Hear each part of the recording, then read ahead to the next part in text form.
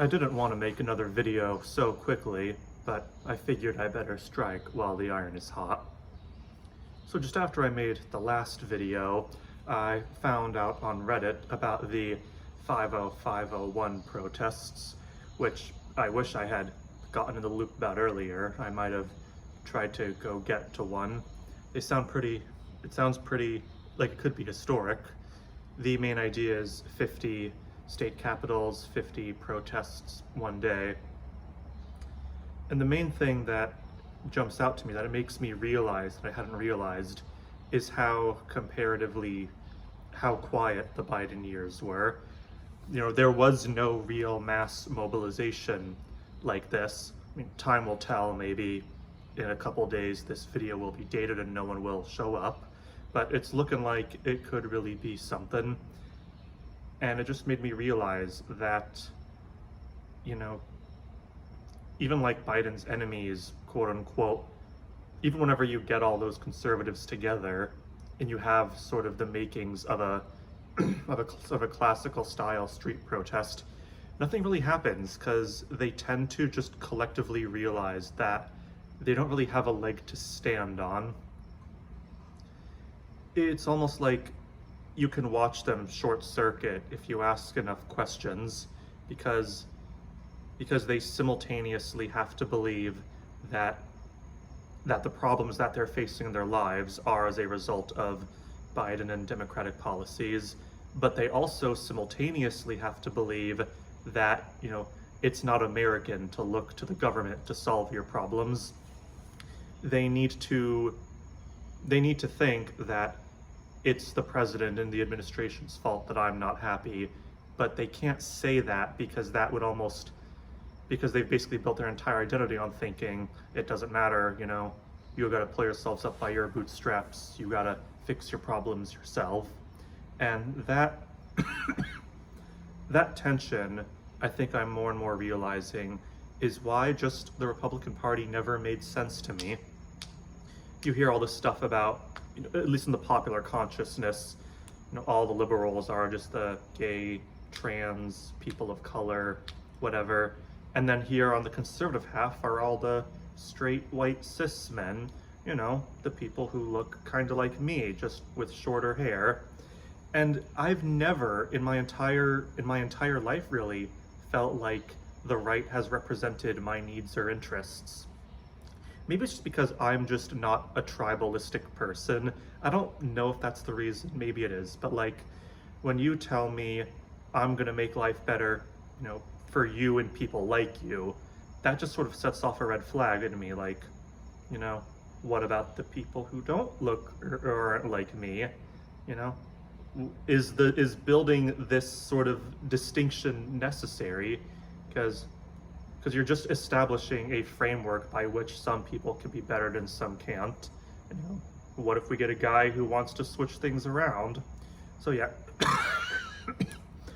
you get the sort of more wishy-washy snowflake liberal ideal of let's just make life better for as many people as we can.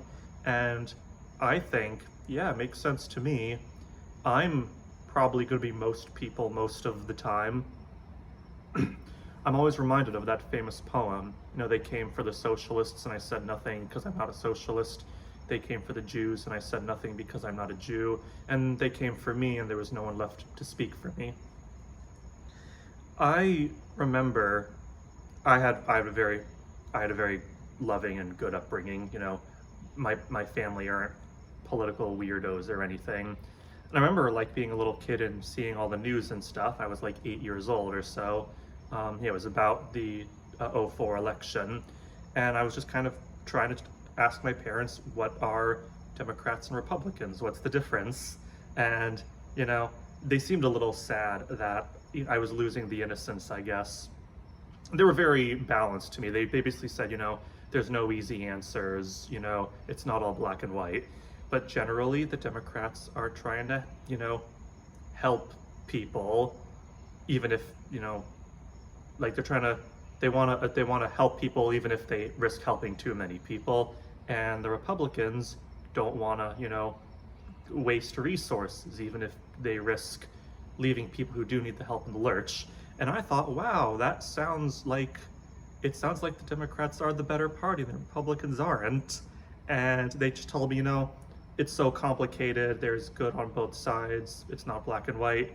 But here I am, 20 years later from that conversation, and maybe I just haven't developed, maybe I just haven't grown up, but like, I still feel the exact same way. The right hasn't done anything to change that perception of them, at least to me. I tried very hard to be a centrist. There is not a saint, he was a monk, named Seraphim Rose, who said that God's path is the royal path, it's down the middle, not leaning towards the left or to the right. And I think that's generally a good way of looking at things, but at least in this case, doing that required constantly making up reasons and making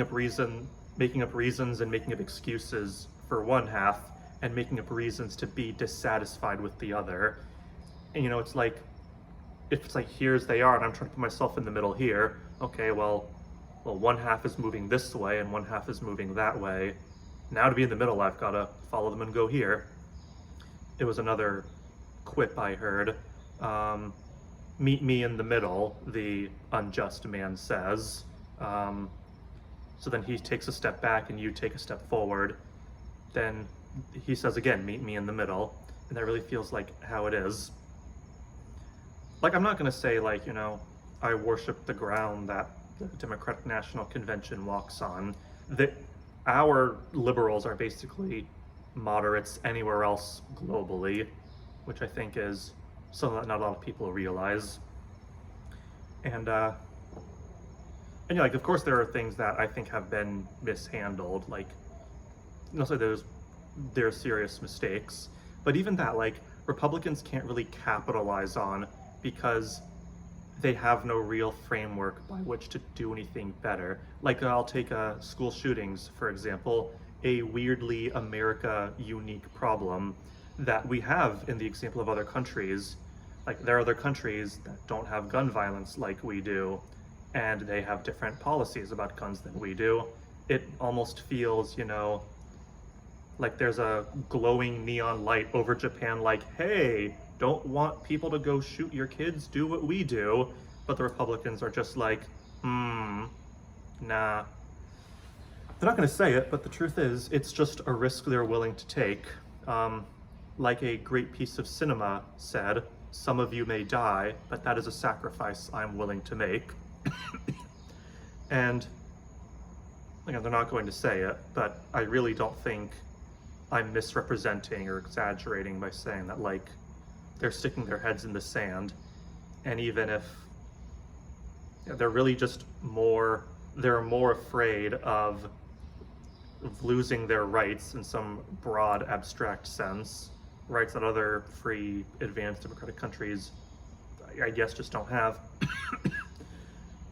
They're more interested in that and cosplaying as, revolutionaries than they are in, like, doing things that have demonstrably made life safer for kids. And this is the party of family values, by the way. You ever want a fun drinking game, or just a fun game, turn on Fox News and just watch them talk, and just keep reminding yourself, party of family values, and it gets weird very quickly. So the main reason I made this video was to talk about the protests, and how I think it's almost like it's a sign of a healthy society how they deal with even unnecessary protests. Because there's one of two possibilities. Either we really are living through a historically significant time, a genuine erosion of our values and democracy, in which case protesting is probably very important. Protests have done a lot of good in our country and others. But let me play devil's advocate here for a second. Let's say it really is just a bunch of wishy-washy college students, who don't know anything, and that the world is fine and that nothing is going to happen. If that's the case, then it should be easy for everyone to just kind of turn a blind eye to it. This is what I'm saying, like, people don't mobilize and come out in big numbers when everything's going great, when everyone's lives are fine. almost feels like that sort of sense, it feels like Biden was the calm before the storm sometimes, or the eye of the hurricane. Like, we had the first administration with Trump, it wasn't great, no one was happy, it was basically worse for everyone. Then we're in the eye, and it's like, oh wow, you can go outside, you could just sort of look around, it feels like we're out of the woods. But, you know, here comes the other half of the storm right afterwards. And that's really all I'm trying to say. It always feels very theatrical and performative. Whenever conservatives are like, you know, that's why they always have to go into those conspiratorial QAnon, you know, conspiracy nonsense, because the actual policies, the actual personalities, and what we all agree is happening is pretty good, comparatively.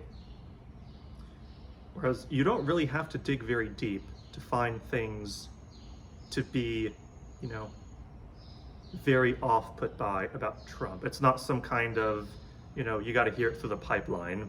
It's just his own words, his own speeches, his own people he chooses to be around. So yeah, I wish I could be doing more right now. I learned about it pretty late. You know, I can't just get somewhere in a couple days like this. And then maybe I'm wrong, maybe it'll all just fizzle out. But if that's the case, you know, yeah, if that's the case, how a free society deals with peaceful protesters is really its litmus test. So yeah, stay woke.